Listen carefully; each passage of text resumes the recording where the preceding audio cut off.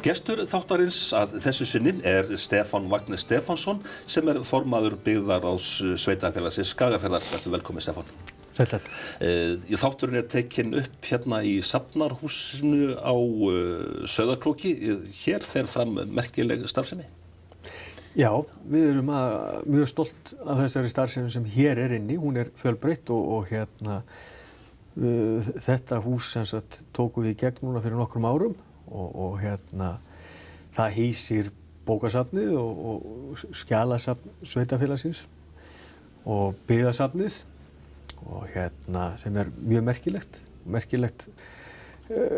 allt í kringu það og sú starfsemi sem þar og síðan erum við með listaverkasafn hér og fleira, þannig að við erum svona með söfnin okkar. Safnastarfið svolítið á heima hér í Safnahúsinu, eðlilega. Og Safnahúsið staðsettið þannig að það svona í miðju bæjarins. Já, það alveg í hjarta bæjarins. Það við Faxatorg sem raun og veru svona nánast í miðpunktur bæjarins. Víkjum aðeins að rekstri sveitafélagsins Skagafjarðar. Það nýtt ár að þið byrja og það þýðir að þið eru nýbúin að samþykkja fjárhagsáætlun sveitafélagsins og svo framvegis. Þegar maður lítur á bókhaldið hjá ykkur, það sem aðgengilegt, þá sér maður fljótlega að þið hafið verið að greiða niður skuldir á undanfarnum árum.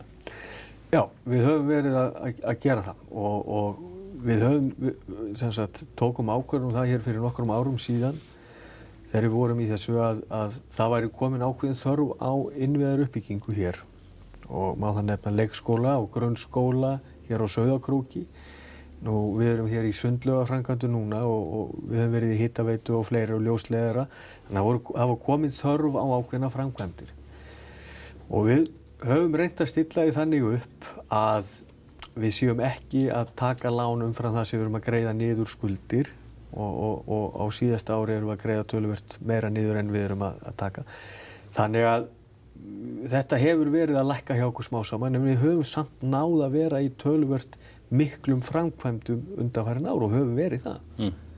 Þetta skuldaþak sem að sveitafélaginu mega fara upp í það ekki hvað 150%, hvar standið þið? Skuldaviðmiðið 150%. Við erum komin undir 120% í dag og ef að það tekið frá sem nú heimilt samkvæmt þessum reglum að það má taka lífeyrisskuldbindingu að hluta og skuldir og tekjur veitu fyrirtækja, að þá erum við komnir, ef ég man þetta rétt, 107%. Og þessi tala, þetta skuldaviðmið hefur verið að lækka verulega núna hjá okkur á síðustu árum. Og það munar það? Það munar alveg gríðarlega það, sjálfsögðu. Það þensla í þjóðfélaginu, það þensla líka hérna í Skagafirði, útsvarstekjur, einn helsti tekjustofni sveitafélaga. Það þýðir þá væntanlega að tekjurnar hafa aukist hjá ykkur eins og öðru sveitafélagum? Tekjurnar hafa aukist. Tekjurnar hafa aukist hjá okkur, skatttekjurnar, og við erum að sjá það. Við höfðum að vísu verulegar áhyggjur af útsvarinu framan af ári út af sjómannaverkfallinu og það engin launung að það hefur og við erum svo sem þó að þetta sé á uppleið hjá okkur og hafi hækkað, að þá það þannig að við erum ekki að ná þeim áætlunum sem við gerðum og það maður sér það bara ef maður horfir á tekjurnar, á útsvarstekjurnar yfir árið og deilt á mánuði að þessir fyrstu mánuðir ársins voru okkur mjög erfiðir og við erum ennþá að vinna þá upp og við erum raun og veru komnir ótrúlega, eins og þú segir sjálfur, við höfum náð í skottið á okkur að mestu, þannig að við erum afskaplega ánægðir með það. En þegar að þensla ríkir og tekjur aukast, þá nú stundum tilhneigingin hjá hinu opinbera að þenjast líka út. Hafið þið ráðið við það? Já, ég vil meina það. Við höfum gert það. Við höfum verið í miklum aðgerðum raun og veru alveg frá því 2012. 2012 var staða sveitafélagsins mjög þung og við fórum í mjög víðtækar aðhaldsaðgerðir, fengum hér sérfræðinga til þess að aðstoða okkur og fara raun og veru grúndingt niður í hverja einustu rekstrareiningu og það skilaði okkur mjög góður árangri, rekstrarárangri og við erum raun og veru búum við það ennþá og höfum svona passað okkur mjög vel að missa ekki tök á þessu verkefni. Þannig að staðan hjá okkur hún er góð. Fræðslumálin taka svona mest fjármagnið til sín hjá flestum sveitarfélögum og þannig það væntanlega hjá ykkur líka. Já. Það er þannig hjá okkur og við höfum aðeins náð þeirri prósentutölu niður. Hún er komin niður fyrir 60% af tekjunum. Við náttúrulega sveitafélagi Skagafjörður náttúrulega þannig að við erum fjölkjarna sveitafélag. Og hér í Skagafirði sveitafélaginu Skagafirði rétt 4.000 íbúar, með Akrahreppi erum við 4.200 eitthvað svoleiðis. Og við erum með skóla í Varmahlíð, við erum með skóla á Sauðárkróki, við erum með skóla á Hólum í Hjaltadal, við erum með skóla í Hofsósi og svo var skóli út í Fljótum í Sólgörðum sem áform eru nú að hætta með, bara einfaldlega út af að það ekki lengur börn. En þetta segir sig sjálft að vera með svona sveitafélag, það sem við erum eins og ég segi fjölkjarna, gefur auga leið. Þetta er náttúrulega miklu dýrari rekstrareining heldur en ef hér væri bara einn þéttbýliskjarni og við getum verið með þetta allt í einum skóla. Já, talandi einmitt fjölkjarna sveitafélag, það komin nokkuð mörg ár síðan sveitafélagin hérna flest í Skagafirði sameinuðust. Hvernig hefur þessi sameining tekist? Ég held hún hafi tekist vel. Ég held að þetta hafi verið mjög skynsamleg ákvörðun á sínum tíma að fara í þessa sameiningu. Sameiningun í Skagafirði ekki lokið. Akrahrepur ennþá sjálfstætt sveitafélag og við höfum lýst yfir, við sem erum hér í sveitastjórn sveitafélags í Skagafirðar, að við höfum mikinn áhuga á því að reyna að klára þessa sameiningu. Okkur finnst það liggja beint við að gera það og höfum svo sem átt í viðræðum við Akrahreppi það sem svo sem þeir hafa ekki gefið mikið fyrir þær pælingar okkar og hugmyndir allavega enn sem komið en sameiningin hefur tekist vel og ég held að sé ágætt líka bara menn þegar menn að tala þessar sameiningar og hvernig þetta hefur tiltekist, þá held ég að það sé mjög mikilvægt að menn fari aftur til þess tíma þegar sameiningin varð. Hvernig var staðan þá? Hvernig var fjárhagsstaða þessara hreppa? Hún var ekki burðu, ekki allra og sumir voru í algjörum vandræðum. Þannig að hvert hefði raun og veru verið þeirra örlög ef menn hefðu ekki farið í þetta. Menn þurfa að horfa á þetta í réttri tímaröð. Finnst þetta hafa gleymst? Já, stundum gleymist þetta og allt í lagi, við gleymum þessu stundum líka En ég held að þetta hafi tekist vel og sveitafélag eins og það í dag öflugt, sterkt sveitafélag. Við höfum sterka rödd og erum eitt af stærstu landsbyggðarsveitafélagunum. Þannig að ég held að þetta hafi tekist vel. Auðvitað alltaf einhvað sem að við getum bætt og það er bara þannig með alla. En maður heyrir orðið miklu minna þessa setningu þið og við sem var svolítið og menn eru í langflestum tilfellum farnir bara að tala við og sveitafélagið okkar og sveitafélagið mitt. En nú tala Skagfirðingar eða hafa talað svolítið eða að því að tekna verði upp viðræður að sameina bara allt Norðurland vestra hreinlega eða megnið af.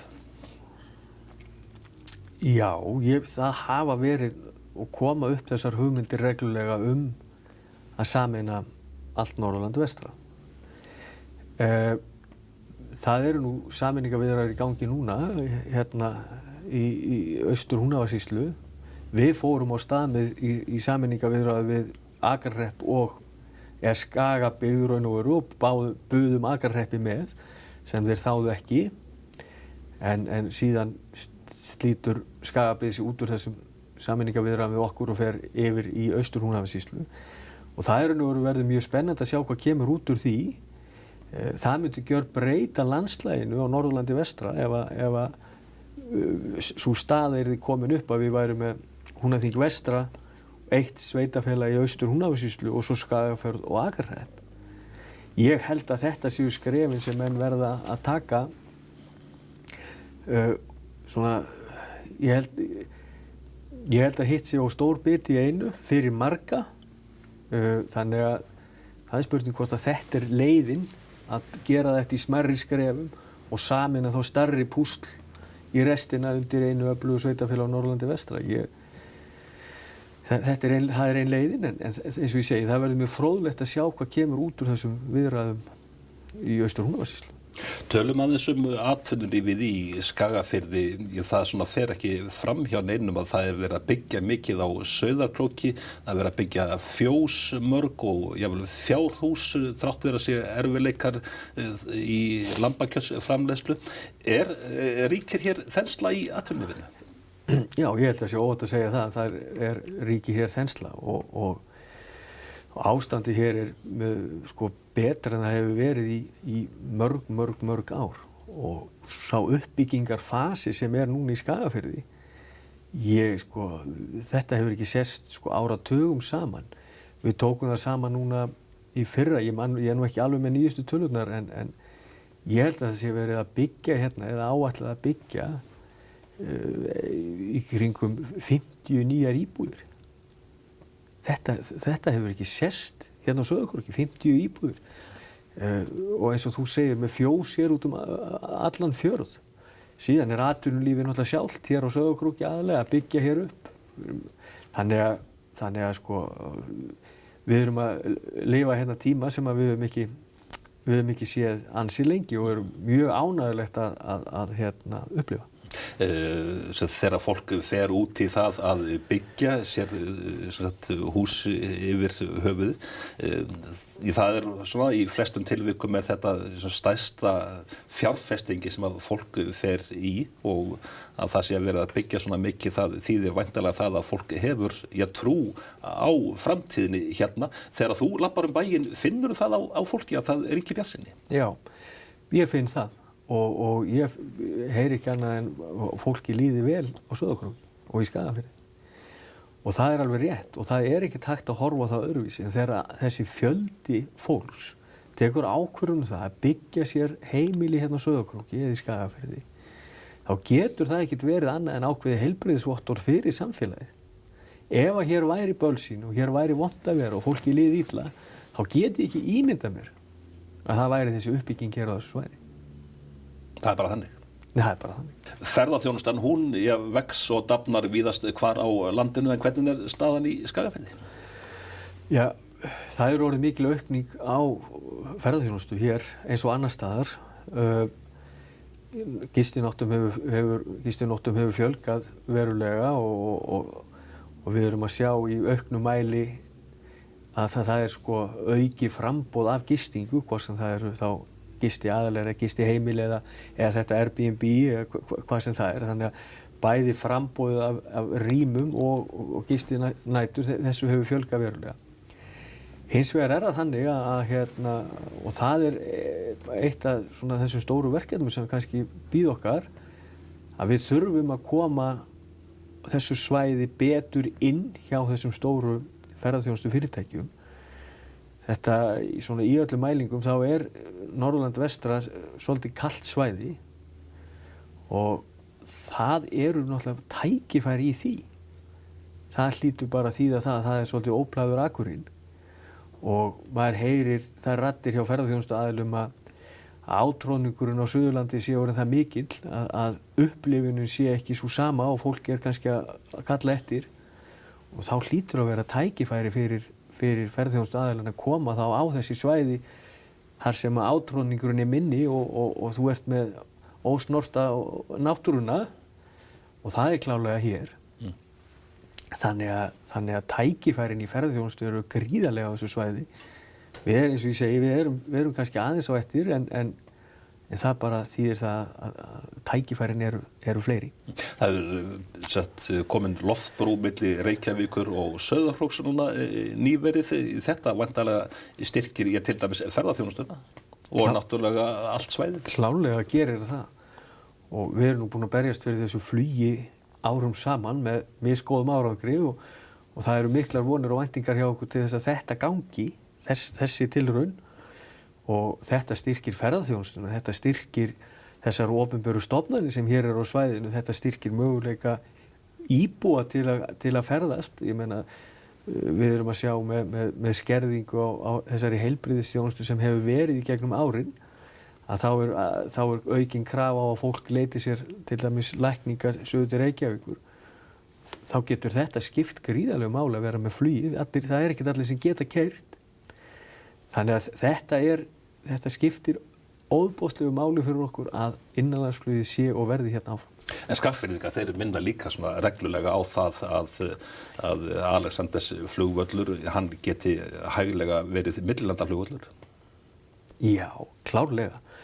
Og það er nú mín sýn, svona persónulega, held ég og ég fagna því eindregið að það sé komið loftbrúin á Akureyri og Akureyrarflugvöllur sé orðin gátt vegna þess að ég held að það sé eitt af stærstu byggðamálunum. Eitt af stærstu byggðamálunum í dag, það er það að opna fleiri gáttir inn í landið. Það er ekki eðlilegt að allur þessi massi, allur þessi ferðamanna fjöldi sem er að koma til landsins, komi að 90% leiti í gegnum 3 hlið á Leifsstöð. Þetta bara getur ekki gengið. Og ef við ætlum að halda þessu áfram, þá að mínu viti verðum við að dreifa ferðamönnunum betur. Það að Akureyri sé að koma með nýja gátt er risastórt skref í þá átt og ég hef alltaf sagt það að til þess að tryggja gáttina inn á Norðurland þá þurfum við að stilla upp flugvelli og varavelli og þar sem það er svo sem óumdeilt að flugskilyrði hér á Alexandersflugvelli eru með því besta sem gerist og þessi flugvöllur er nánast í aldrei lokaður, að þá held ég að myndi styrkja þetta verkefni millilandaflugin á Akureyri ef að Alexandersflugvöllur yrði settur til hliðar sem varavöllur. Vegna þess að það er alveg ljóst að ef þú ert að koma í helgaferðin á Akureyri og þú getur ekki lendar og þarfst að lenda annarkvort á Egilsstöðum eða inn í Keflavík, að þá er dagurinn farinn. Þetta er fljótt að spyrjast út. Og þetta myndi draga niður ásóknina að mínu viti. En ef þú getur lent á Alexandersflugvelli og tekið rútu í rúman klukkutíminn á Akureyri, það breytir ekki öllu. Þetta held ég að mínu viti sé algjört lykilatriði þetta verkefni klárast. Hvað segja ráðamenn þegar þú færir þetta í tal við þá? Þeir eru allir sammála, sjálfsögðu. En nei, auðvitað ég held að menn hafa allir skilning á þessu og þetta snýst náttúrulega bara peninga. Það snýst ekki neitt annað en fjármagn og við munum halda áfram að berjast fyrir þessu og ég mun gera það vegna þess að þetta er mér hjartans mál. Kaupfélag Skagfirðinga er risinn í atvinnulífinu í Skagafirði. Það er stundum talað skagfirska efnahagssvæðið. Já. Og það er stundum talað það í jákvæðri merking og stundum í neikvæðri. En það er alveg rétt að við erum með mjög öflugt fyrirtæki Kaupfélag Skagfirðinga og það er burðarstoðin í okkar atvinnulífi, klárlega. Og ég, auðvitað eru þetta kostur og gallar. Það er alveg klárt. Auðvitað getur það verið ákveðin galli að hér sé svona einn stór dóminerandi aðili. Við erum hins vegar bara svo heppin að þetta fyrirtæki er náttúrulega bara með þannig rekstrarformi að þetta er hérastlegt fyrirtæki. Sem þýðir það að íbúar sveitafélagsins, Skagafjarðar, eiga þetta fyrirtæki. Það er í okkar eigu. Kvótinn sem Fisk Seafood á er raun og veru eign Skagfirðinga. Og í því felst styrkurinn. Við þurfum ekki að hafa áhyggjur af því að þetta verði selt hérna frá okkur. Þetta er okkar ákvörðun, þetta er okkar eign. Þannig að það er klárlega mikill styrkur af þessu fyrirtæki hér í Skagafirði. En engu að síður þá er, eins og þú sagðir, þá er talað þetta bæði svona í neikvæðri merkingu og jákvæðri. Já, það er það. Og eins og ég sagði áðan, ég meina það er klárlega hægt að tala fyrir því að það sé óhentugt að hér sé svona einn risi sem að raun og veru er dóminerandi hér í atvinnulífinu maður heyrir það raddir en ég held nú samt, sko, ef þú myndir fara hérna hringinn í kringum landið og tala við sveitarstjórnarmenn eða bara íbúa, ég er ekkert viss þú fyndir marga sem væru á móti því að hafa þetta fyrirtæki hér í sínu sveitarfélagi. Hvernig eru samskipti KS og sveitafélagsins? Þau hafa verið bara mjög góð og eins og ég sagði áðan, fyrirtæki er náttúrulega rekið á héraðslegum grunni þannig að menn bera hag sveitafélagsins að leiðarljósi eiga að gera það og þannig að það hefur bara gengið vel svona, já. Ég kvart ekki undan samskiptum við Kaupfélag Skagfirðinga. Tölum næstum byggðastefnu. Þú varst fyrir nokkrum árum síðan formaður Norðvestur-nefndarinnar svokölluðu sem átti að koma með tillögur uppbyggingu opinberra starfa og svo framvegis. Bara almennt þetta orð byggðastefna, erum við að reka byggðastefnu í landinu? Sko, ég held að sé klálega til ákveðin byggðastefna, sko, og ég held að sé rekin ákveðin byggðastefna. En orðið byggðastefna er bara svo víðfeðmt. Þetta er bara allstaðar. Og sko, skattar á eldsneyti sem dæmi. Það er byggðastefna. Niðurgreiðsla að við vorum að tala innanlandsflugið. Það er byggðastefna. Það er hægt að nota skattkerfið, mér hugnast nú mjög vel til þess að aðstoða við íbúa hinna dreifðu byggð og jafna þann aðstöðumuninn. Það er ekki gert í dag, ég vonast nú til þess að það verði sú hugmynd fái brautargengi hjá stjórnvöldum. En byggðastefnan er raun og veru, þetta er sko, ég held að væri skynsamlegt að menn myndu raun að setjast niður og þvert á ráðuneyti og reyna að kortleggja þetta, hvað er raun og veru byggðastefna og hvaða byggðastefnu viljum við hafa og hvaða aðgerðir er hægt að grípa til í hverju ráðuneyti fyrir sig, einmitt til þess að reyna að kortleggja þetta, hvað þetta er, vegna þess að það er raun og veru svo erfitt að fara að festa fingur á eitthvað eitt og segja þetta er byggðastefna. Hún lýsir sér allstaðar, hún er allstaðar. Í öllum aðgerðum stjórnvalda er einhvern veginn hægt að finna byggðavingil. Hafa sveitarfélög sýnt það í raun og veru að þeim sé treystandi til þess að taka við verkefnum frá ríkinu? Ég held að sveitarfélögin hafi sýnt það svo sannarlega að okkur er treystandi til þess að taka við verkefnum frá ríkinu, klálega. Hins vegar hefur við náttúrulega gagnrýnt það sveitarfélögin. Við sjáum bæði varðandi skólamálin, þegar skólamálin fari yfir á sínum tíma. Eins varðandi málefni fatlaðra núna sem er nýjasta dæmi. Sko, ég er alveg klár á því að þjónustan, sú þjónusta sem er verið að veita og sveitarfélögin veita, hún er betri heldur en hún var.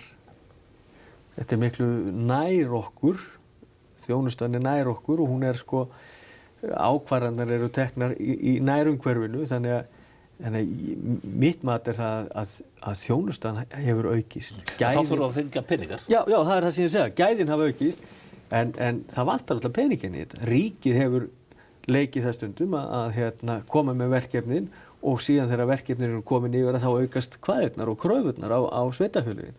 En því fylgir ekki fjármagnir. Þetta er alltaf þarf að laga og það er ekki hægt. Sveitarfélögin get ekki tekið við fleiri verkefnum fyrir að það er búið að laga þetta mínu. Byggðastofnun er á Sauðárkróki. Mín tilfinning er svolítið svo að stofnunin sé ekki eins umdeild eins og hún var áður. Hvað segir þú? Nei, maður heyrir ekki mikið allavega það að það sé verið að gagnrýna stofnunina. Og talandi byggðastefnu, ég held að byggðastofnun sé alveg lýsandi dæmi fyrir verkefni sem voru flutt út á land, sem hefur haft reynst vel. Það er bara mjög vel tekist til með þann flutning á þeirri stofnun og þannig að það er klálega byggðamál. En heyrist nógu mikið í henni þá bara? Nei, örugglega mætti heyrast meir í byggðastofnun. Örugglega mætti heyrast meir í byggðastofnun og Þannig að hérna, en ég held að hún sé að skila afskaplega góðu verki hins vegar, sko. Sveitafélagi Skagafjörður er eitt fárra sveitafélaga í landinu sem getur státað því að hafa háskóla. Hvaða máli skiptir það fyrir sveitafélagið að hér sé háskóli? Það skiptir gríðarlegu máli. Og það eins og þú segir, það er mikill akkur í því fólkin fyrir okkur að vera að geta sagt það að við séum með öll skólastig í sveitafélagi. Og bara sú þekking og það þekkingastarf sem hefur verið að skapast á Hólum, það skiptir sveitafélagi gríðarlegu máli og hérna er mjög mikilvægt að við stöndum vörð háskólann á Hólum. Svona bara notum síðustu andartökin til þess að tala þitt starf sem formaður byggðaráðs. Það væntanlega mikið kvabbað í þér, er það ekki? Og hérna, það er ekki búið að losa rusli hjá mér og svo framvegis. Já, auðvitað þetta kvabb, sko, og það er bara eðlilegt. Það er bara eðlilegt og maður vill að fólk láti vita ef eitthvað getur betur farið og hérna, það er miklu betra að fá vitneskju um það heldur en að menn sitji bara og kvarti við eldhúsborðið heima á sér, þá gerist ekki neitt. Þannig að auðvitað er kvabb og þetta er hérna, maður er í miklu samskiptum við fólk og þetta er mjög gefandi. En hvort er þetta þjónustustarf eða valdastaða? Þetta er þjónustustarf. Þetta er bara þjónustustarf íbúanna. Það er alveg klárt. Það er að skella á sveitarstjórnarkosningar. Hveturðu fólk til þess að fara í framboð eða skipta sér af málum? Já, sjálfsögðu. Þetta ég hvet alla sem hafa áhuga til þess að gera það. Þetta er mjög gefandi. Þetta er skemmtilegt. Auðvitað getur þetta verið erfitt og stundum er þetta ekkert skemmtilegt. En í svona heilt yfir er þetta gaman og gefandi og þetta er mjög lærdómsríkt og hérna þannig að ég hvet alla sem hafa áhuga á því og sínu nær samfélagi og vilja láta til sín taka að gefa kost á sér í þetta. Við eigum ekkert að vera feimin við það. Og maður heyri það nú alveg glögglega á þér að þú ert bjartsýnn á framtíð sveitafélagsins Skagafjarðar. Já, ég er það. Ég er mjög bjartsýnn fyrir hönd sveitafélagsins Skagafjarðar og ég tel að hér séu miklir möguleikar, hér eru mikil tækifæri og við erum á góðum stað núna, það er mikill vöxtur í öllu og hérna ég tel að sveitafélagið og þessi fyrirtæki sem hér eru eigi mikla og bjarta framtíð fyrir sér. Stefán Vagnar Stefánsson, formaður byggðaráðs sveitafélagsins Skagafjarðar, þakka þér fyrir komuna. Takk fyrir.